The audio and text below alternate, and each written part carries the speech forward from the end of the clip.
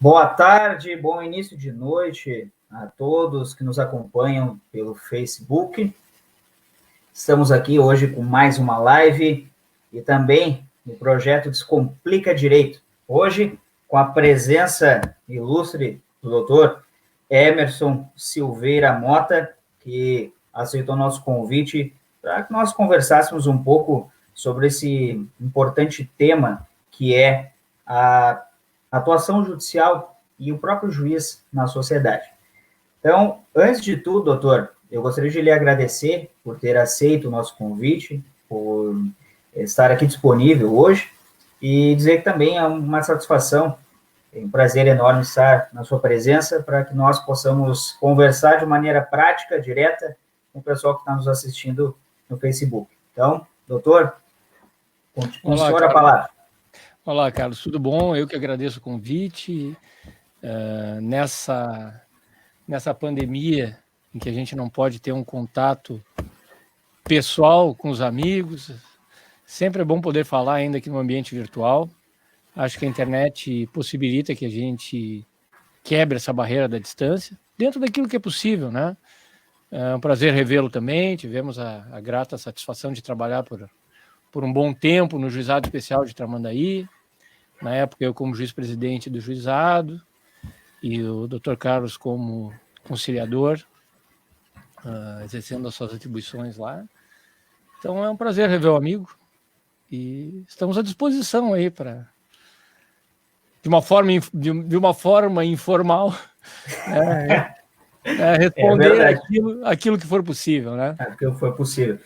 Dr. Emerson Silveira Mota, que é bacharel em Direito pela Pontifícia Universidade Católica do Rio Grande do Sul, a PUC-RS, é juiz de direito desde o ano de 1999, atuou desde setembro de 1999 até outubro do ano passado, até outubro de 2020, na comarca de Tramandaí, no Rio Grande do Sul, na segunda vara criminal, no Juizado da Infância e Juventude, foi também diretor do foro, presidente dos juizados especiais, tanto civil quanto da Fazenda Pública.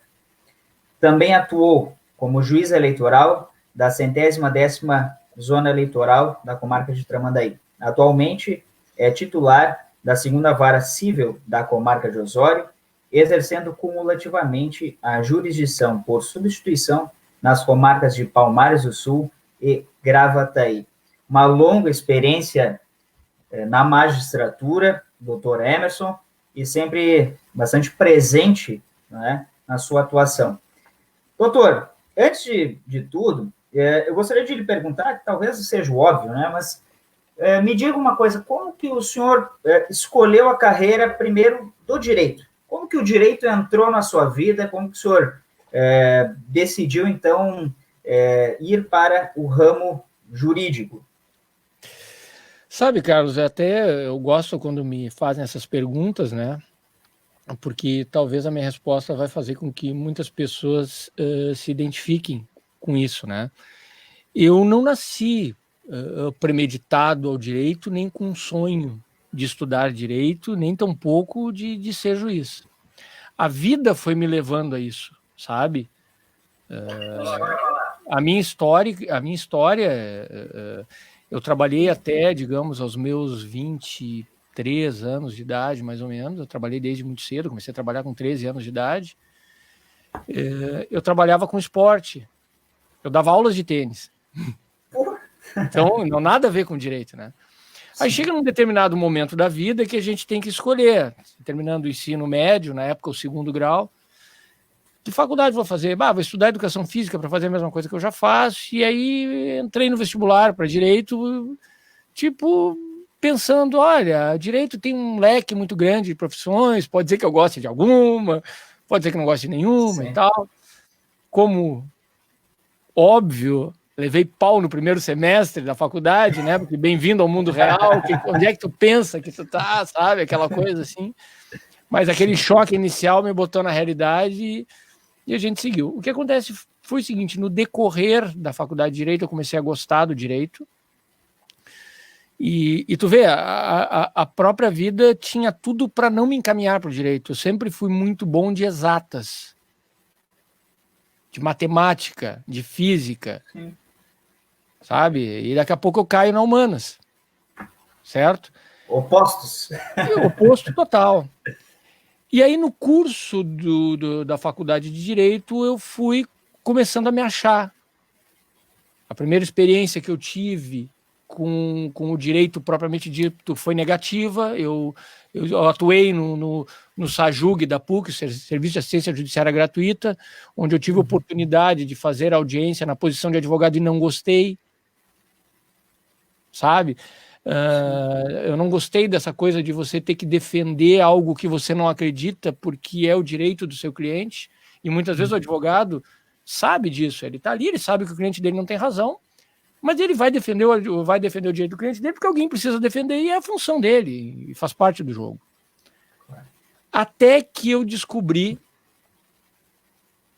a minha vocação para o julgamento, sabe? Eu achei interessante essa coisa de julgar e eu, por querer aprender essa parte do direito e fazer a transição do esporte para o direito, eu comecei a pegar uns processos de um juiz de alçada, Dr. Breno Mussi, que já é aposentado, desembargador aposentado. Ele me passava processos dele, eu pegava um por semana, fazia tipo o projeto de voto para ele, encaminhava para ele. Sim. E ele corrigia, ele fazia aquilo ali porque via que eu queria aprender. E ali naquele momento eu fui, digamos assim, fui picado pela digamos assim, pela mosca certa, entendeu? E aí eu entendi que julgar era uma coisa que eu achava interessante. Eu gosto do desafio, de resolver o problema. Eu gosto de eu poder pegar um processo sem ter compromisso com nenhum dos lados e deixar com que o processo e as premissas que eu tenho legais e constitucionais me levem à solução daquilo. Eu não preciso, numa sentença, defender aquilo que eu não acredito.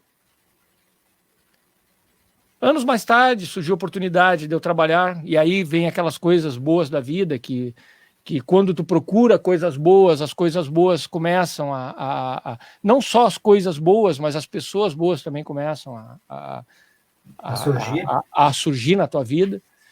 E aí eu comecei a trabalhar com um desembargador Mótola, então eu já sabia fazer isso. E esse cara era um cara fenomenal, é um cara fenomenal. Sim. E que me colocou, foi quem me esclareceu o que aconteceu comigo. Ele usou esse termo comigo, eu jamais esqueço a frase que ele disse. Tu te tornou juiz quando tu descobriu a tesão de julgar. Se tu tens essa tesão de julgar, então tu tens o perfil para ser juiz, sabe? Então a vida foi me empurrando para isso. Nesse meio tempo eu trabalhei com o desembargador Mótola, da área criminal, trabalhei com ele, acredito que uns 4 anos, quase 4 anos. Depois trabalhei com o desembargador Luciano Dávila na área civil, e aí depois entrei na carreira da magistratura. Tive 2, digamos assim, ótimos mentores, um excepcional na área criminal, sabe? E um outro fantástico na área de processo civil. Pessoas extremamente corretas e que gostavam, com estilos bem diferentes, mas que tinham essa paixão pelo direito. E eu me achei nisso, sabe? Se tu perguntar para mim se eu gostaria de ter outra profissão, eu vou te dizer que não. Bom, tu conhece, tu teve a oportunidade de trabalhar comigo, claro. Tu nunca me viu indo para o fórum de má vontade, fazendo uma audiência de má vontade, tipo, que saco que eu tô aqui. Sim. Não, eu gosto disso, eu realmente gosto. E o que eu digo para as pessoas é que se você trabalha naquilo que você gosta, as demais coisas da tua vida começam a dar certo. Porque o que acontece? A gente tem 24 horas no dia. Partindo do princípio que a gente passa 8 dormindo, 8 trabalhando, tirando o tempo que a gente come, que a gente se desloca, que a gente faz alguma coisinha, a gente vai ver que a gente passa a maior tempo do nosso dia útil no trabalho. Trabalhando, verdade. Quando não trabalha mais do que 8 horas, que é bastante comum para todas as pessoas, né? Então, se você passa a maior parte do seu dia fazendo uma coisa que você não gosta, isso vai influenciar no seu comportamento. Certamente você vai ser uma pessoa difícil de tratar com os outros. Então, aí as coisas começam a não dar certo, né? Você não começa a não ter um bom desempenho no trabalho, os resultados negativos vão afetando. Então, basicamente é isso. O direito aconteceu na minha vida, não foi uma coisa premeditada, mas como eu vinha procurando uma coisa boa, uma coisa que eu quisesse, eu acabei encontrando. Então, o que eu digo para as pessoas é que ninguém nasce predestinado a nada. A pessoa vai procurando aquilo que ela quer se encontrar e ela vai achar um caminho. E às vezes pode ser o mais improvável. Um sujeito com raciocínio para exatas ter uma profissão de alto grau na área de humanas. É possível. É que foi encaminhando, né, pelas escolhas, né, aqueles caminhos que a gente vai tomando ali. E me diga uma coisa, doutor, logo um pouco antes, né, mas eu digo, lá no início da sua carreira, prestou o concurso, teve toda aquela fase de preparação, porque não é fácil, né, ter toda aquela preparação que o senhor teve que ter. Como é que foi a sua preparação para, então, prestar o concurso e depois, no início? Bom, sou juiz, fui empossado no cargo, e agora? Né? Como é que foi isso? Também vou dizer alguma coisa que pode ser que aproveitem para outras pessoas que queiram fazer o concurso também, tá? Eu não sou de família jurídica, tá? Era improvável, naquele senso comum que as pessoas têm, de, esse sujeito não é já de uma família jurídica, é muito difícil. Não, não é. O que eu posso dizer é que o concurso para juiz, ele é mais trabalhoso do que difícil. Existe sim um grau de dificuldade, mas a dificuldade está em você ter persistência para aguentar a pressão que é estudar muito por muito tempo. Não adianta você estudar muito por alguns meses. A preparação toda, até eu passar o concurso, demorou mais ou menos uns 3 anos e meio de estudo diário e de superação. E o que eu fiz para isso? Eu apliquei tudo aquilo que eu aprendi numa quadra de tênis. O concurso eu encarei como uma competição, tá? E o estudo como treinamento. Identificando os aspectos técnicos que eu teria que aprender, os fundamentos que eu teria que aprender para poder jogar esse jogo. Né? Eu tinha que, por exemplo, eu sabia que para ser um juiz eu teria que saber fazer sentença. E bem, porque um juiz que não sabe fazer sentença é um natimorto. Então eu fiz muita sentença antes do concurso para juiz, mas muita sentença mesmo. Tanta sentença que eu fiz, e eu pegava processos com juízes, amigos meus, enfim, que me passavam, me deram bastante força nesse sentido. Eu aprendi a fazer sentença antes de entrar na escola da magistratura, da escola da júris. Uhum. E aí eu tive um desempenho muito bom lá. Eu tive de média na sentença civil 9,8 e 10 de média na criminal. De média. E a minha média, por exemplo, no concurso para juiz, não foi uma média absurda. Ficamos na faixa de 7,5 e 7,5 em cada uma. Porque o concurso ele é feito para colocar o candidato preparado em condições extremas, né, de pressão, de tempo. Então, não é um concurso feito para pessoas que não estejam realmente preparadas. Eu sabia disso. Então, eu tive que fazer um preparo, digamos assim, técnico e, ao mesmo tempo, um preparo psicológico para aguentar essa pressão, que é muito difícil. Claro. Isso demorou muito tempo. Então, eu usei, de forma, com uma certa analogia, aquilo que eu aprendi nas competições esportivas, eu usei para canalizado para o estudo. Toda aquela energia, né? Toda aquela energia. Sim. Toda aquela questão estratégica. E o que eu digo é que qualquer pessoa pode fazer isso. Sim. Sabe? Às vezes a pessoa acha, eu não tenho condições de passar. E aí vem aquela pilha negativa dos amigos, dos falsos amigos, né? Dos parentes que não querem ver tu ir para frente. Né, tá perdendo tempo. Tu estudou para direito, aí tá cheio de cara trabalhando aí. Uber. na farmácia, virando chapa ali. Não, não é assim. Quem é bom tem seu espaço. Verdade. Tem que ter paciência, que demora um tempo para se estabelecer, seja onde for, seja como advogado, seja como... Enfim, demora um certo tempo. Esse ponto que o senhor colocou é muito, muito importante, porque a gente vê... Bom, na sua época da faculdade, o senhor deve ter ouvido isso, eu, bem mais recente, também ouvi, e as pessoas que ainda estão cursando, vão cursar, vão ouvir, ou já ouviram. Não, mas o mercado está saturado, mas é todo mundo para o direito, enfim. Mas quantas vezes a gente ouve isso de outros cursos? Imagina se as pessoas desistissem daquilo que elas realmente querem, né? Aquilo que lhes faz bem, como o senhor disse. Bom, isso é uma profissão que eu talhei aquele caminho para aquilo e fui me entalhando para aquilo conforme as suas escolhas, a sua persistência, né? E todas as outras pessoas também podem passar por isso. Basta o empenho e a dedicação. Então, isso que o senhor colocou é muito importante. Persistir, batalhar, a dedicação e o comprometimento muito importantes. E o início, doutor, o início da magistratura, lá no ano de 1999. E aí eu já entro numa outra seara que todos aqueles que estão na área jurídica enfrentam as diversas mudanças da legislação. Várias normas jurídicas vão alterando ao longo do tempo. Como que o senhor construiu, então, lá do ano de 1999 até agora, todo esse encarte, né, de conhecimento? Como que o senhor passou por todos esses desafios? Bom, tua pergunta eu vou ter que dividir, assim, né, para responder. Vamos começar primeiro quando eu comecei. Cara, quando eu comecei, era aquele negócio, né? Eu já estava desesperado para ir para a comarca e já começar a trabalhar, né?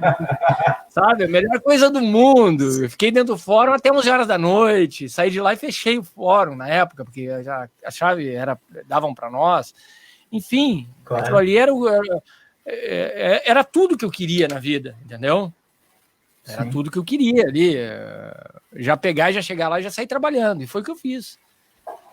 Trabalhei bastante, coloquei aquela vara em dia, demorei um ano para regularizar a vara. Enfim, e com relação a essa questão da mudança da legislação, é interessante. Eu trabalhei muito tempo. Eu assumi, na verdade, foi em abril de 2009. E eu fiquei substituindo até que aparecesse uma vaga de classificação para mim. E apareceu em Tramandaí. Aí eu peguei a segunda vara criminal em infância e juventude. E eu trabalhei, ressalvadas as substituições, as outras jurisdições que eu peguei de fórmula acumulativa ao longo desse período, eu trabalhei mais especificamente ao longo desses 21 anos na área criminal e da infância e juventude. E fui acompanhando essas mudanças desta área específica na medida que eu fui trabalhando.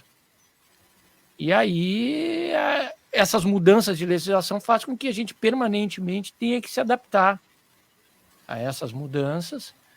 Mas como elas vão acontecendo e tu vai tendo que trabalhar, os processos vão chegando com esses problemas. Às vezes, surge a legislação nova, uma situação completamente aberta, tu não tem jurisprudência ainda sobre o tema para te guiar. E aí acaba a gente fazendo jurisprudência, aplicando as normas que depois vão ser questionadas no tribunal e o tribunal vai confirmar aquele teu posicionamento ou não. Então a coisa acontece mesmo no primeiro grau, essa transformação da mudança da legislação. Então eu acho que isso faz parte da evolução, eu tenho isso como normal, embora muitas das mudanças legislativas, principalmente as da área criminal, foram todas para pior. Eu não tenho em 21 anos como juiz criminal nenhuma legislação criminal que modificou para melhor. Absolutamente nenhuma. Eu gostaria de dizer isso para ti, mas hoje eu estou na área civil e estou bastante feliz com isso.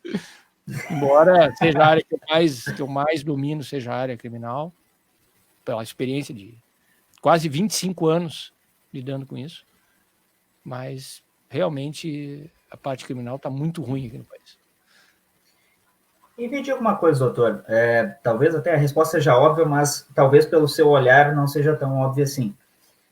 Desde o momento que o senhor iniciou lá na magistratura para agora, o senhor acha que a sociedade, de modo geral, vamos dizer assim, colocar no lato sensu, né, está mais ou menos judicante, está mais ou menos procurando o judiciário para solucionar os seus conflitos ali, ou houve alguma mudança nesse meio tempo para diminuir essa procura pelo judiciário e outras formas alternativas, ou até mesmo soluções alternativas dos conflitos? Olha, o abarrotamento de processos do Poder Judiciário, o excesso dessa coisa judicante, esses excessos de demandas, é algo que antecede a minha entrada no Judiciário. Eu estudava direito, já se discutia isso. E eu não notei nenhuma diminuição nisso. Bem pelo contrário, nós temos acredito que uma curva constante, né, de ascensão, de aumento de demanda nesse tipo. Cada vez mais surgem questões novas e as pessoas vão entrando com demandas. Então eu não pude perceber nenhuma diminuição. Não tenho como te avaliar num contexto geral aumento. Uhum. Em alguns casos eu vi situações pontuais de aumentos quando surge uma lei nova, um instituto novo, sabe? Mas, por exemplo, quando surgiu o juizado, quando surgiu, por exemplo, a Lei Maria da Penha, começaram a surgir demandas de medidas protetivas, porque até então não existia, então um tipo de demanda que não havia. Mas eu não tenho como fazer uma avaliação assim para ti de se em algum momento houve algum declínio. Eu não percebi isso. Eu percebi sempre um aumento. Doutor, vamos entrar numa parte talvez que se o senhor puder responder, né, eu vou entender, ou se não, não. Tranquilo. Para aquelas pessoas que se identificam com a magistratura, ou gostam de estudar, né? Só, olha, eu gosto de estudar as profissões, analisar ali. Quais os riscos da profissão? Há algum risco? Como é que o senhor enxerga isso? Né? Como que o senhor lida com isso? É interessante. Existem riscos, sim.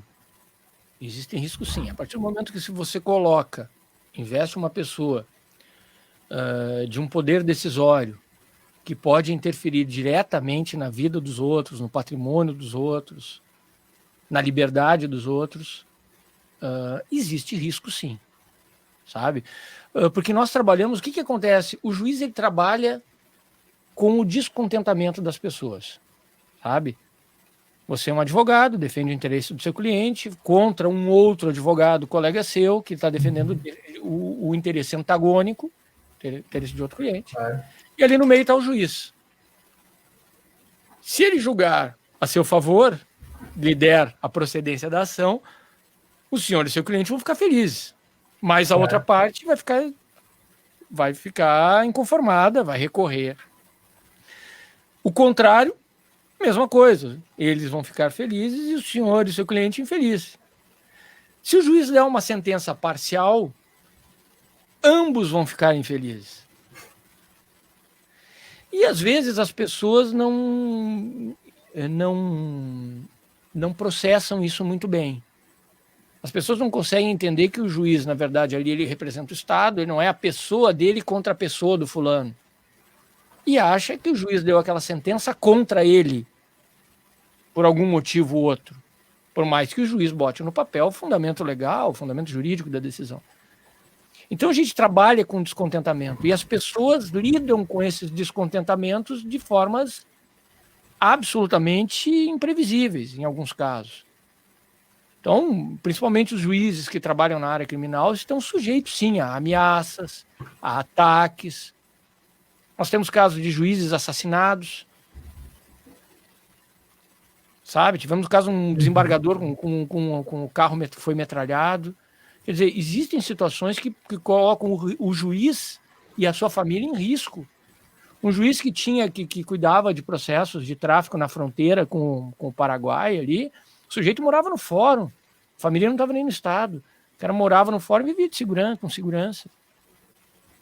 Então faz parte da profissão do juiz correr riscos. O que acontece é que, com o passar do tempo, as nossas instituições começaram a melhorar essa questão. Às vezes, os advogados não entendem um excesso de segurança, por exemplo, num fórum, sabe? O sujeito chega e fica inconformado. Você vê vários vídeos na internet, o advogado é só advogado, eu não tenho que estar deixando revistar a minha bolsa. Mas a questão ali é impessoal, não é contra a pessoa do advogado. A questão é que o advogado está representando alguém com interesse ali, muitas vezes, de litígio, né? Com animosidade. Não são raros os casos de advogados agredindo o advogado da outra parte, as partes se agredindo no corredor do fórum, advogados e promotores se degladiando, pessoas agredindo o próprio juiz ou servidores do fórum. Sabe? Então, essas questões de segurança, eu acho que as pessoas que frequentam o fórum têm que ver com mais normalidade, com mais...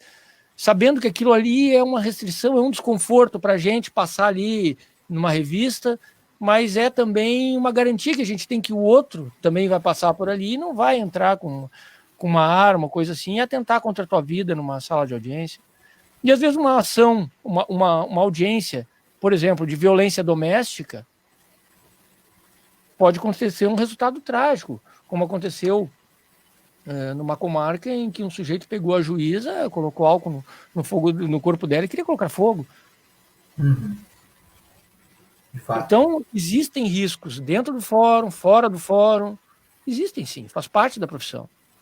E a gente tem as nossas formas de minimizar esses riscos, né?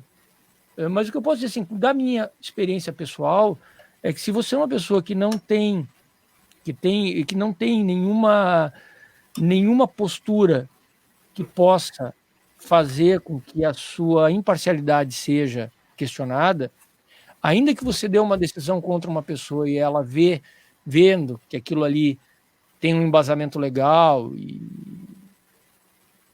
ela pode ter uma ressalva contra você, mas ao mesmo tempo entender essa questão e ver que isso não é pessoal.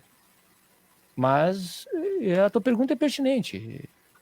Quem julga a vida dos outros está sujeito a chuvas e trovoadas, sim.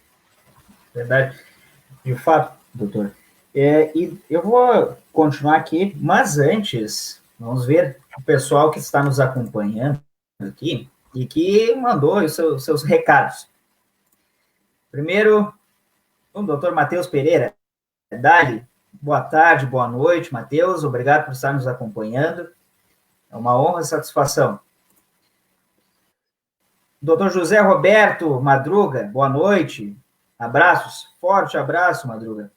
E colocando ali também que um tema bastante interessante, de fato, e com uma pessoa que eu julgo esse conhecimento prático, ele supera, né, doutor, tão somente aquela questão acadêmica, né? A prática de mais de 20 anos de magistratura supera, então é muito bom mesmo.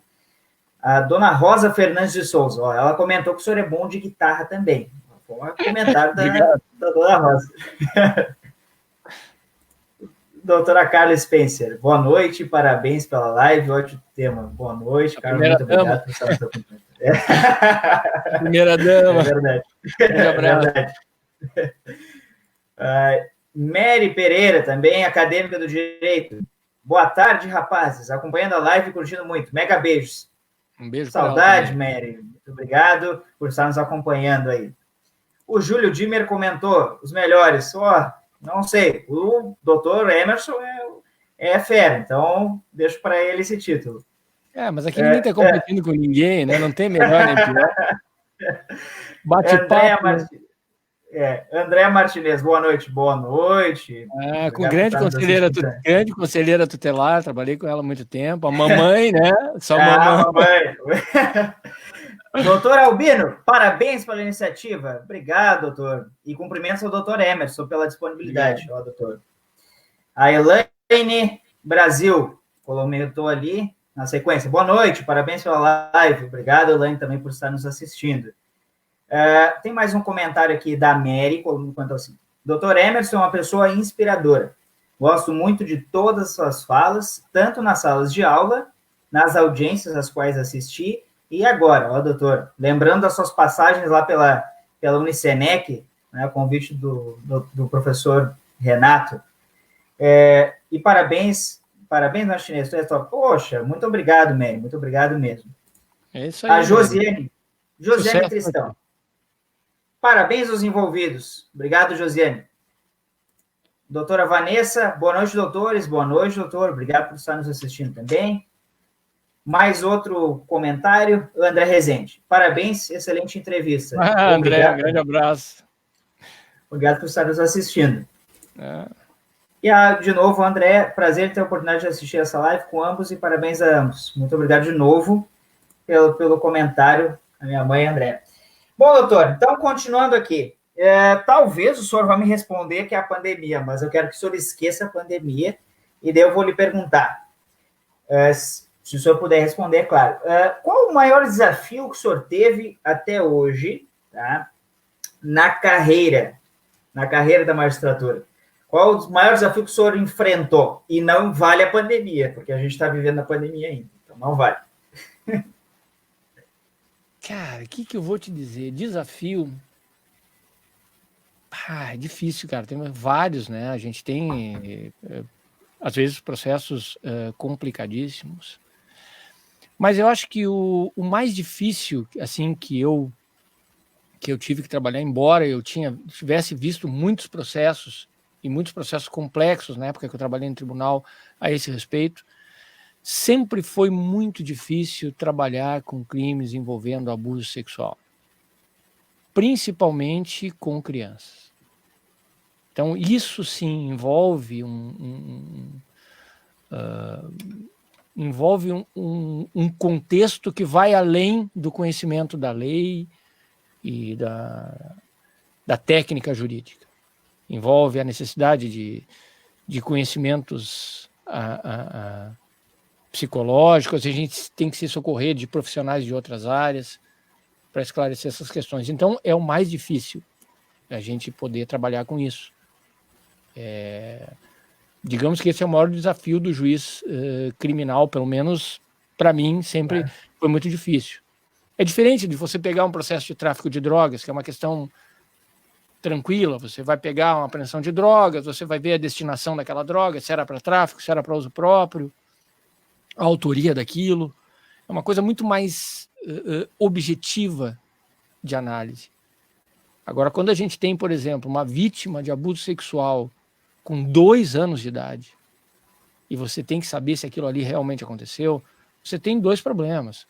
Primeiro, se o fato aconteceu, é algo terrível para a vida e as consequências daquela criança. Mas se o fato não aconteceu, é terrível para a vida daquele sujeito que está sendo acusado, que pode não ter cometido aquilo. São processos que exigem muito cuidado na hora de tratar. Então, eu acho que ali, realmente, cada processo de abuso sexual, realmente, dependendo do contexto, isso não é uma questão de fácil interpretação, de fácil solução, claro. Ele envolve essa questão da clandestinidade, do envolvimento, da sedução, enfim, é difícil é uma coisa desafiadora, mas eu não vejo isso como um problema, né? Eu gosto de desafio. Então a gente encara o desafio e tenta resolver, a gente faz o melhor que a gente pode. Doutor, e agora, a pandemia?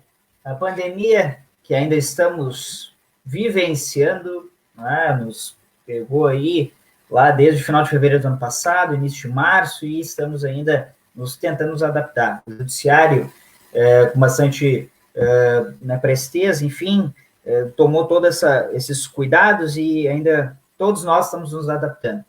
Mas como que o senhor enxergou, né, como o senhor viu esse contexto da pandemia e essa diferença, tanto o nosso contato aqui, por exemplo, né, nessa live, quanto também audiências virtuais, enfim, como o senhor encarou, né, ou tem encarado a pandemia?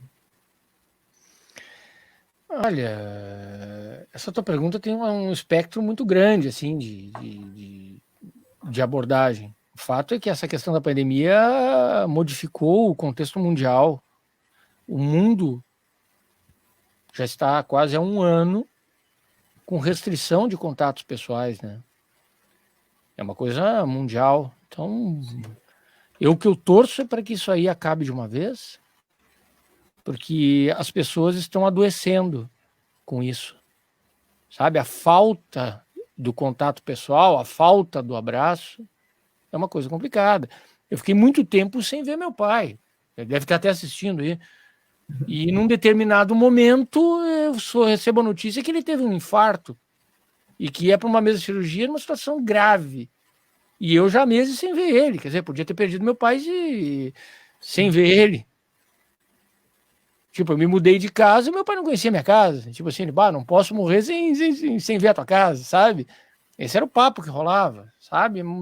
Então, é um lance meio complicado. As pessoas da família, tem pessoas da minha família que eu nunca mais vi, que gostaria de ver. Sabe, eu tenho uma tia doente, gostaria de visitar, ela não posso, ela tem um problema pulmonar gravíssimo. Eu não posso chegar lá e, de repente, transportar um vírus aí e prejudicar a saúde dela. Então, é uma coisa que está deixando as pessoas doentes, né? Literalmente doentes, mentalmente doentes, para aguentar esse afastamento. O ser humano não foi feito para viver isolado, né? Mas, por outro lado, o ser humano se reinventa e desenvolve mecanismos como esse. A gente não está na mesma sala, mas parece que sim, né? Parece que a gente está um do lado do outro. É aquela capacidade de adaptação, né? Que tem que surgir nessas horas difíceis. E para humanizar, né? Porque às vezes acho que algumas pessoas que não conhecem as profissões envolvendo o direito acham que o advogado não tem uma vida particular, o juiz não tem uma vida particular, não tem os seus hobbies, vamos dizer assim.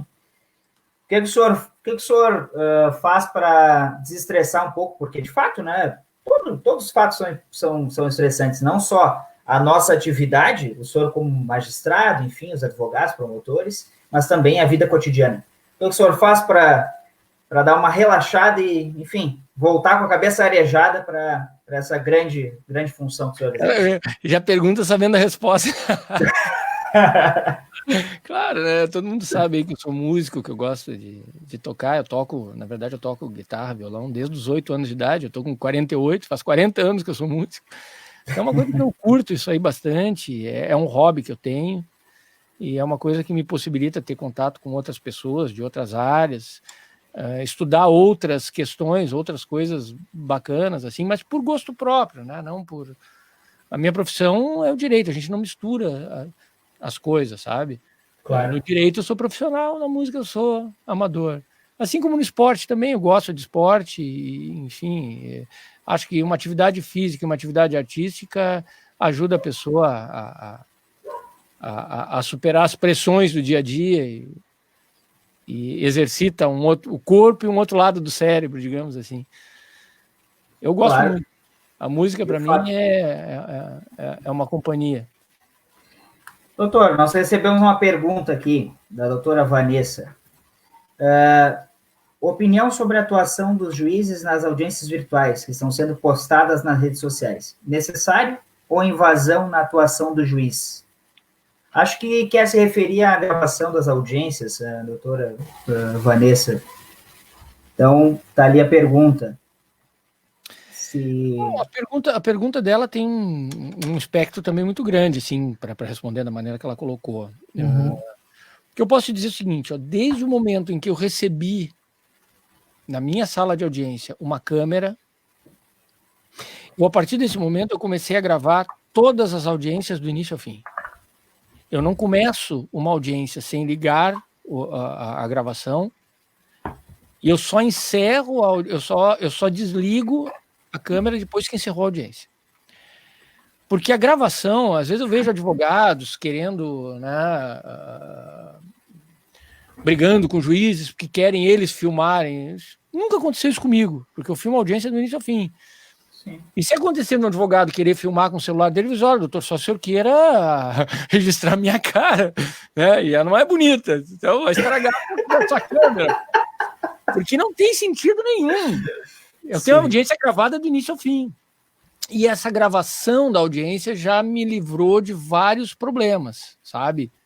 De situações de advogados quererem questionar coisas contra mim, porque isso acontece. Às vezes o advogado também mistura as coisas. Às vezes o advogado que não é bem preparado, que não sabe lidar com a decisão do juiz e levar ela para via recursal própria, tenta trazer aquilo ali para um campo funcional, para um campo disciplinar, correcional, quando não é. E aí, a minha defesa, quando isso aconteceu, sempre foi muito simples. Lá encaminho a cópia da audiência, que é onde aparece o que aconteceu, entendeu? E ali tá vendo o que aconteceu. Então, eu gosto muito da gravação, sabe? É uma garantia também, né, doutor? E tem várias coisas. Eu poderia discorrer o que eu gosto da gravação e o que eu não gosto da gravação, que eu acho que não deveria ser gravado, sabe? Sim. Uhum. Mas eu vou te dar alguns aspectos do que eu gosto. Por exemplo, toda pessoa que está na frente de uma câmera, ela sabe que a imagem dela está sendo gravada, ela procura, pelo menos, mostrar uma boa imagem. Ninguém posta no Facebook uma foto feia. Né? É verdade. Você vai ver, todo mundo tem foto bonita no Facebook.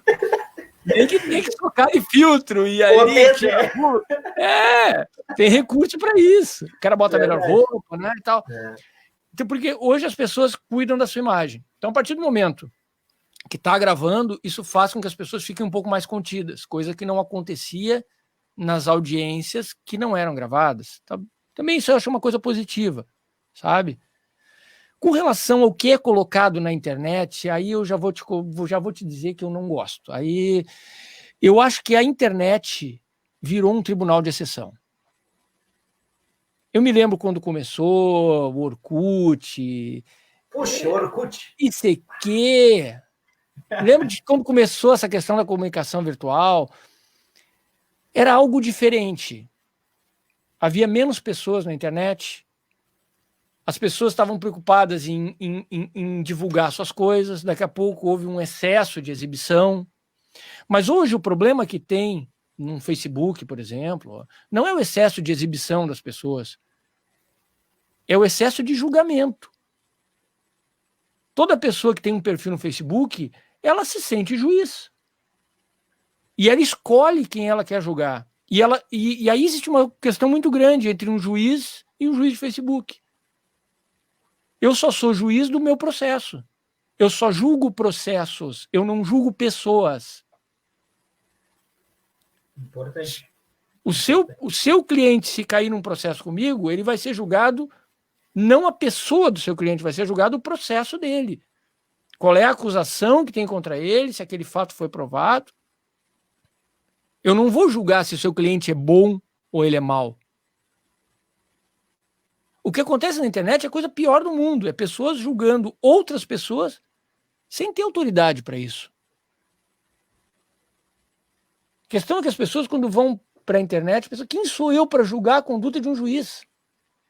E outras pessoas julgam com base em fatos manipulados ou parciais. Como fizeram isso com um colega, né, numa questão de uma audiência, onde ele próprio teve várias intervenções a favor da vítima. Quando saiu o vídeo da audiência completa, deu para perceber que não tinha conduta errada nenhuma do juiz. Absolutamente nenhuma conduta errada do juiz. Sabe? Então, eu lamento esse tipo de coisa. Isso me faz com que, às vezes, eu entre no Facebook e feche o Facebook, porque aquilo ali acaba fazendo mal para a gente olhar esse tipo de coisa. Sabe? Eu acho que há uma diferença muito grande entre o direito de opinião, o direito de crítica e o sujeito se achar no direito de julgar os outros numa rede pública, social, como se ele fosse melhor que os outros. Como se ele, no lugar do outro, ele fosse fazer muito melhor. Por que ele não está no lugar do outro? Por que ele está atrás de um teclado, né, criticando e não está lá sentado lá naquela cadeira conduzindo aquele processo? Por quê? Ele tem que responder essa pergunta. Então, eu olho isso aí com muita ressalva e às vezes muita tristeza, isso. E todo mundo está sujeito a isso. Então, tu nunca vai ver eu fazendo qualquer juízo, qualquer julgamento de quem quer que seja numa rede social, porque isso eu não acho adequado. Eu julgo apenas os meus processos. Foi boa essa colocação, porque eu ia lhe perguntar exatamente isso. Se o surgimento e avanço das redes sociais, o senhor via como tinha afetado alguma coisa? O que o senhor via nessa, esse contexto? Mas o senhor já adentrou essa seara que é importante. O surgimento, o avanço, às vezes também a desinformação. Eu acho que junto com o julgamento parcial que o senhor disse, também muita desinformação, né? Ou a informação, como o senhor disse, parcial, a pessoa não busca de fato o que realmente aconteceu.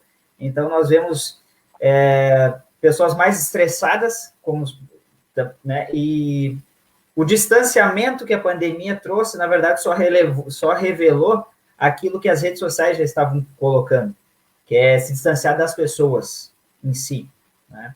Então, de fato, é muito importante. Doutor, vamos caminhando para o encerramento, mas eu gostaria de colocar mais alguns comentários aqui rapidamente que o pessoal colocou, e depois fazer outras duas perguntas, tá? O Fernando Guterres Borges, grande abraço, doutor Carlos Martins. Poxa, paisano, grande abraço, Fernando aí, grande Fernando Barba, que vem para fazer a Operação Verão aqui no litoral. Forte abraço. André Martinez, perfeita colocação a respeito do que o senhor estava colocando, dos julgamentos nas redes sociais. A Mary colocou belíssima colocação. Aqui nós temos também o Rafael Piamolini. Grande doutor Emerson, sou fã tanto do amigo quanto do profissional. Ó, sabe que o Rafael, conheci ele logo que eu vim para cá, uma amizade aí de mais de 20 anos. Rafael é um grande tecladista, hoje ele mora na Inglaterra e eu tive o prazer de tocar com ele numa banda. É um amigão meu, a mãe dele também, o pai dele, são gente muito fina, eu gosto muito dele, sabe? Um grande abraço aí, Rafa, saudade de ti. Espetáculo. Olha só, vou chegar no comentário de alguém que eu acho que o senhor conhece, tá? Mas eu não vou antecipar. Colocamos ali também a perfeita colocação. Infelizmente, as pessoas utilizam a rede social para julgamentos e críticas. Verdade. João Spencer, boa noite. Ótima live, muito enriquecedora. Valeu, João. Obrigado. A Bianca Akeri Lucas. Doutor Emerson, posições e colocações perfeitas. Um exemplo de juiz e cidadão. Obrigado. Nós que agradecemos a Bianca por estar nos assistindo. A doutora Maria Cristina. Emprestando a narração do moleiro de Sanssouci, acho, né? Ainda há juízes em Berlim. Minhas homenagens ao Dr. Emerson Silveira Mota. Parabéns, doutor Carlos, pela escolha do entrevistado e bela entrevista. Doutora Maria, satisfação, a senhora está nos assistindo. Doutora Maria, que além de advogada, é jornalista. Então, sabe muito conduzir aí os fatos. Ó, esse o senhor conhece, ó, Paulo Mota. Parabéns pela live, ó. Viu? Tá ali assistindo. Meu pai tá assistindo aí. Que bom.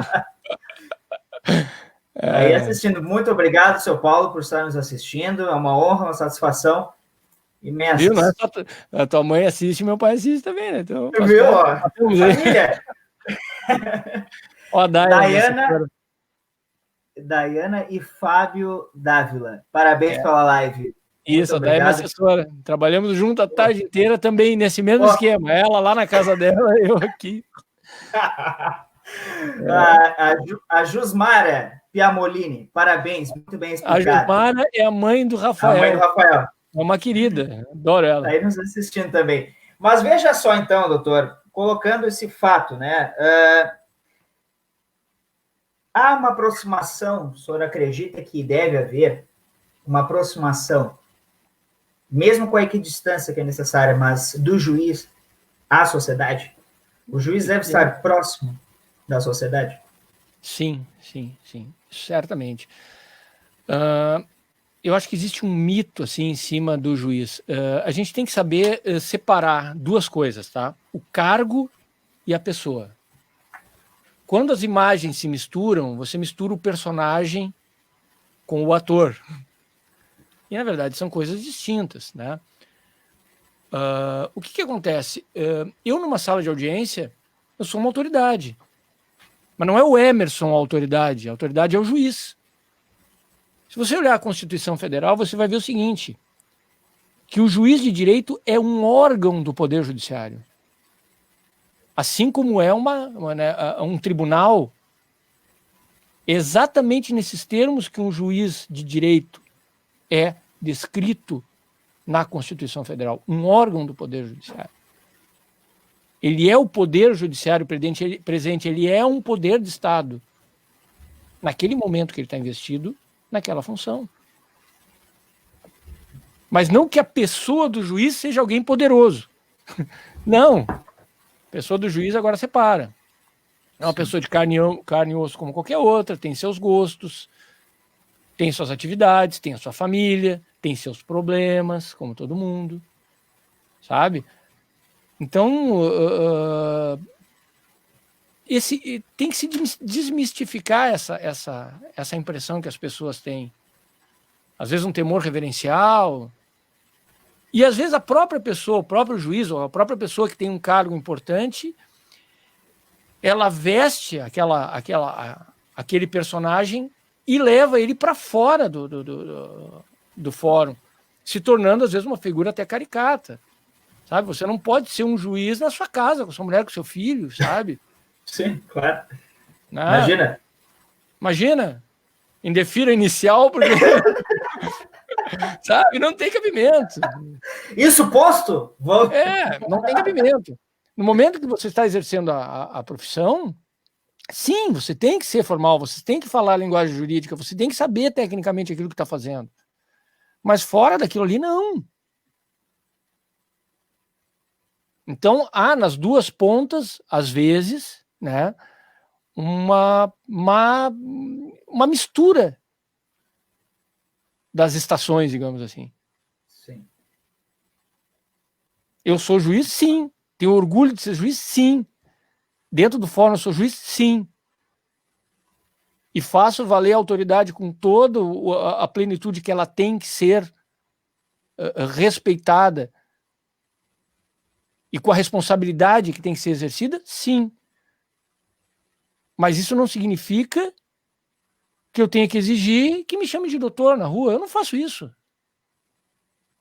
Tu me conhece, sabe muito bem. Sim. E é uma questão, não é uma questão, eu não estou dizendo isso aí por discurso. Quem me conhece sabe a maneira que eu trato os outros e como me tratam, e bem tranquilo e bem resolvido com relação a isso. Então eu acho que essa aproximação com a sociedade, eu acho que o fato de eu ser músico me ajuda, porque a música quebra uma certa barreira de linguagem também, ajuda a ter uma aproximação. Eu acho isso aí bastante importante. Para mim, nesses pouco mais de 20 anos como juiz, sempre me trouxe coisas boas, sabe? Né? Então eu recomendo. Mas entendo aqueles colegas que preferem um certo distanciamento, porque isso pode ser mal interpretado pelos outros. Sim, pode também. Entendo o outro lado. Eu optei por essa postura de maior aproximação, mas isso gera alguns cuidados mais, porque tu tem mais exposição, enfim. Sim. Claro. Existe um outro lado. Até porque o juiz faz parte da sociedade, né? Ele não está fora da sociedade, ele é alguém que também faz parte da sociedade e representa ele, como o senhor disse. É um órgão do Estado, dentro do fórum, da sala de audiência, mas também está inserido na sociedade. Então, é muito importante essa situação. E até para não criar essa caricatura, imagina, né? Caricatura, um personagem que, como se fosse 24 horas, juiz, inclusive com a família. Imagina qual seria a relação né? Até com as amizades, porque o juiz também é uma pessoa contra qualquer, tem seus amigos, tem a família, enfim, suas distrações. Doutor, vamos encerrando aqui. O papo está muito bom, mas eu sei que o senhor tem outros compromissos. Estamos com 55 minutos de live e olha só, mais uns comentários bem interessantes aqui.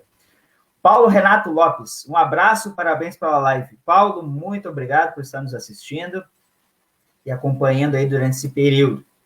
O Marcelo Plevinski, parabéns pela live, muito esclarecedora. Grande abraço. O Marcelo é um grande amigo meu, do tempo de adolescência. Eu conheço o Marcelo, olha, vamos chutar baixo aí. Acho que não dá para dizer quanto tempo aí que vai entregar a idade do parceiro. Mas ele não vai gostar também. Não vai gostar. Marcelo conhece ele há muitos anos, é um amigo da fase de adolescência de Porto Alegre. Marcelo é um engenheiro. Na época que eu fui estudar Direito na PUC, ele estudou Engenharia, a gente é contemporâneo de faculdade também. A gente morava na mesma região, em Porto Alegre. É um grande cara. Tenho saudade também do amigo, um grande abraço para ele. Isso aí, Marcelo. Forte abraço, obrigado por estar nos assistindo. A Iris Helena Nogueira, parabéns pela live. Muito obrigado. Deixa eu só ver se é a pessoa que eu estou pensando. Se é a pessoa que eu estou pensando, é uma das figuras mais legais que eu conheço. Foi corregedora-geral da Justiça, é a madrinha da nossa banda. É uma figura maravilhosa. Eu adoro a Iris, eu quero dar um beijão para ela. Uma colega querida, uma desembargadora excepcional. Um exemplo. Muito obrigado por estar nos assistindo e acompanhando a nossa live. Aí, olha só, começou aí, olha a subversão. Eu vou, primeiro um comentário antes. Cláudia Gudoli, oi, Cláudia, obrigado por estar nos assistindo. Olha a Claudinha, só um pouquinho, a Claudinha é também uma pessoa, também amiga da minha época de adolescência também, do Petrópolis Tênis Clube, uma pessoa muito querida também, e quero mandar um abraço para ela e para o Toninho, esposo dela. Muito obrigado por estar nos assistindo também, Cláudia, é uma honra estar nos acompanhando. Mas olha a subversão que eu comentava, doutor Antônio Kepes, Colorado. Não, Colorado, só o doutor Emerson aqui. Não, posso contar, doutor Antônio Kepes, promotor de justiça, um brilhante promotor de justiça, também um amigo da época de adolescência, contemporâneo da academia de taekwondo do mestre Teboli. Ele foi muito além, esse aí foi até o terceiro dan da faixa preta. Esse cara aí é ruim de negócio. Não vai meter contra, né? Não. Ó, o Marcelo colocou de novo, gente boa, comentou. Aí a Dalma Machado dos Santos, parabéns pela live, admiração nota 1000 pelo seu caráter e profissionalismo. Um grande abraço ao doutor Emerson. Ó, Colorado, tudo gente boa. Esquecendo a parte do Colorado, o pessoal é gente boa sim. Aí a doutora Maria Cristina mandou palminhas. E o doutor Antônio, para finalizar, Inter. Não creio nisso. Aí já degringolou. Né? Esse é um dos lados, um pouco do lado ruim da pandemia, né? A gente se encontrava bastante nos jogos do Inter, né? Ali no Beira-Rio, agora com a pandemia não tem mais jogo. Mas é melhor assistir a derrota de casa, doutor. Não precisa ir lá no Beira-Rio. A supremacia. Mas, doutor, eu gostaria, agora para finalizar, que o senhor passasse uma mensagem final para todos que nos acompanharam, não só para aqueles que estão no direito, que estão estudando ou que já estão há bastante tempo, mas também as pessoas em geral. Uma mensagem, assim, com relação à sua atuação, a atuação do juiz, né? Enfim, sobre aquilo tudo que a gente conversou. Por favor. Bom, qual é a mensagem que eu vou passar, sabe? A minha ideia como juiz, tá, é que eu estou ali para fazer justiça. Eu sento naquela cadeira pensando em fazer justiça. E de preferência, rápido. Porque eu acho que é isso que as pessoas esperam de um juiz, em primeiro momento. Que ele seja justo e, se possível, rápido. Porque todo mundo reclama hoje da morosidade do judiciário. Tá? E acho que para o pessoal do direito é o que eu digo, é a mensagem que eu passo. Ainda que você seja advogado, você também busca a justiça com a sua ótica, com a ótica do seu cliente.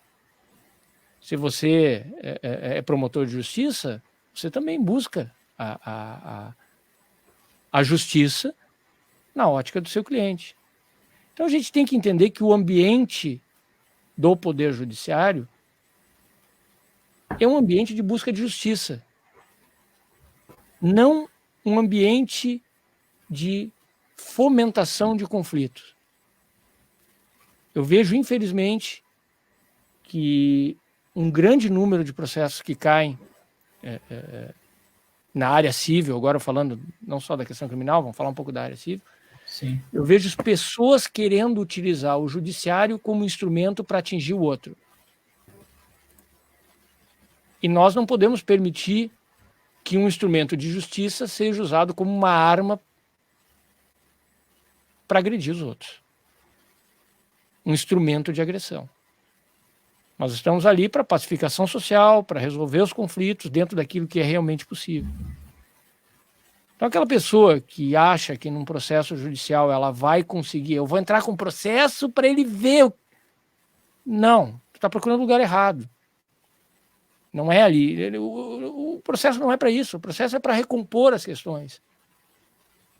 Para fazer com que aquela relação volte a ser tolerável, volte a ter uma normalidade, um equilíbrio. Então a gente está ali para isso, para fazer justiça, não para outra coisa.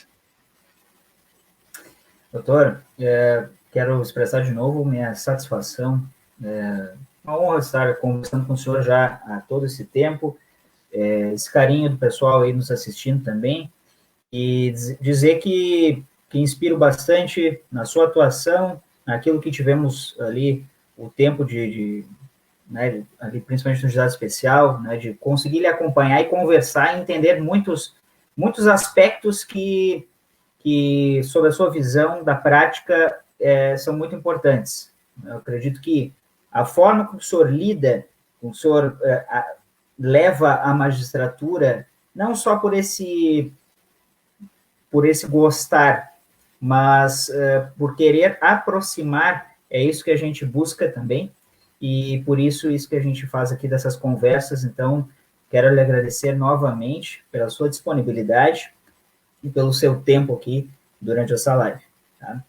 E também a todos que nos acompanharam, eu agradeço enormemente por estarem aqui há 1 hora e 2 minutos nos acompanhando, com situações mais sérias, situações mais relaxadas, vamos dizer assim, mas, de fato, levando essa importante mensagem que é o juiz na sociedade e essa atuação na prática.